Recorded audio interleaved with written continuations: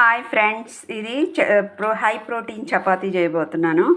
దీనికి గాను ఇదిగోండి శనగలు, పొట్టుతోటి ఉంటాయి కదా, ఉప్పు శనగలు పొట్టుతో సహా తీసుకోవాలి. ఉప్పు శనగలు వేసాను, ఓట్స్ వేసాను, తర్వాత వాల్నట్ వేసాను, కరేపాకు వేసాను, జీలకర్ర వేసాను, సోంపు వేసాను, అల్లం వేసాను, పంకిన్ సీడ్స్ వేసాను. ఇప్పుడు దీన్ని మొత్తం పేస్ట్ చేస్తాను.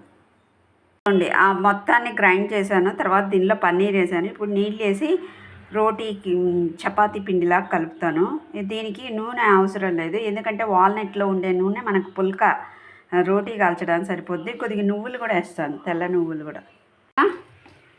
కొద్దిగా కోకోనట్ ఆయిల్, గానుగ ఆయిల్ వేసాను. ఇదిగోండి కలుచుకుంటున్నా. ఇదనమాట, ఇది రోటీ. సో దీంట్లో మంచి మంచి ప్రోటీన్ ఐటమ్స్ ఉన్నాయి. ఏంటి, paneer, walnut, pumpkin seeds, oats, ఉప్పు శనగలు, అంతా మంచి కరేపాకు, జీలకర్ర, సోంపు, మంచి ఐటమ్స్. ఇది మంచి ఇంగ్రీడియంట్స్.